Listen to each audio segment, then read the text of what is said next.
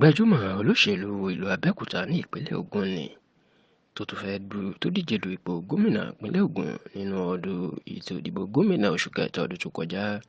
Ọ̀túnba Ṣẹ́gun Ṣówùnmí ó mà ti tú àṣírí lórí àjọṣepọ̀ àti àdéhùn ìkọ̀kọ̀ tó wà láàrin ààrẹ Bọ́lá Ahmed Tinubu àtàwọn alágbára Fúlàní àti Haúsá, èyí tó sọ di ààrẹ orílẹ̀-èdè yìí tó sì ló jẹ́ kàyéfì fóun pé Tinubu ti fẹ́ máa dalẹ̀ àwọn Fúlàní tó gbé dé ipò agbára.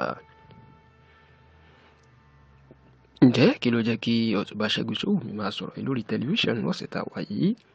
Ó mà ní ti gómìnà àná ní ìpínlẹ̀ Kogi, gómìnà Yahaya Adozie Bello, tí ó ń sá kiri báyìí nítorí pé àjọ tó ń gbógun ti jẹgúdújẹrá àti ìṣòwò lù báṣubàṣu Economic Financial Crime Commission EFCC fẹ́ gbé, tó sì jẹ́ wípé ọ̀rọ̀ náà ní Ṣẹ́gun Ṣówùnmí sọ̀rọ̀ lé lórí. Ó ní ó yà wọ́n lẹ́nu pé ó gba àwọn tó ran Tinubu lọ́wọ́ láti dé àgbègbè agbára, pàápàá àwọn Fúlàní àti Haúsá. Ìlọkùnrin náà ló ti ń kọ̀yìn sí ó lè Tinubu tó ń mọ̀ tẹ́lẹ̀ tó jẹ́ ẹ̀gbọ́n fún òun. Ó ní gbogbo àwọn tó bá ṣoore fún ló máa ń ràn lọ́wọ́, ìyẹn tó máa ń san oore fún padà. Ó ní ṣùgbọ́n látìgbà tó ti dé ipò agbára orílẹ̀-èdè yìí, ó ní yàtọ̀ gidigidi ti bá. Ó ní Tinubu ti yàtọ̀ pátápátá. Ó ní níṣe ni àwọn tó súnmọ́ tó yí ká ni wọ́n ń ṣe bó ṣe wù tó wá dàbí pé wọ́n gbé pamọ́, wọn kò jẹ́ kó mọ nǹkan tó ń lọ láyìíká ẹ̀ mọ́. Ó ní òun lè rántí iye òbítíbitì owó tí Yahaya Bello ná lórí ìpolongo ìbò Tinubu. Ó ní Yahaya Bello ní Tinubu fi ṣe olórí àwọn ọ̀dọ́ tí ó polongo ìbò fún.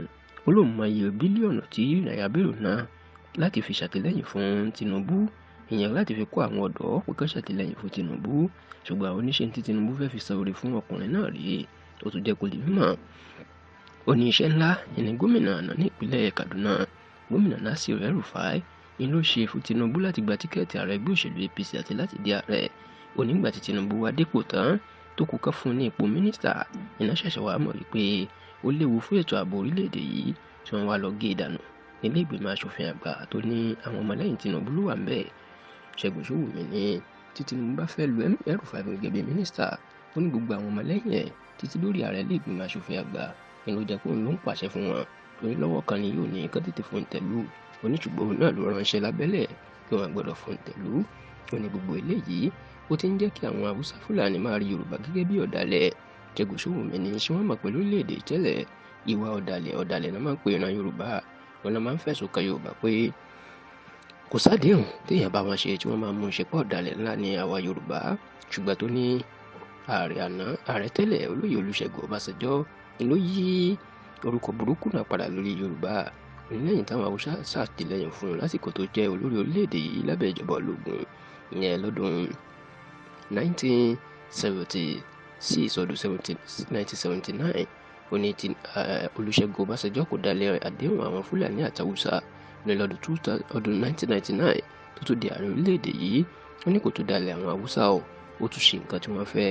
Ó ní ṣùgbọ́n báyìí Tinubu tó ti fẹ́ dá wá Yorùbá padà sí àárọ̀ láti jẹ́ ká máa fojú ọ̀dàlẹ̀ àti aláìmoore wọ́n.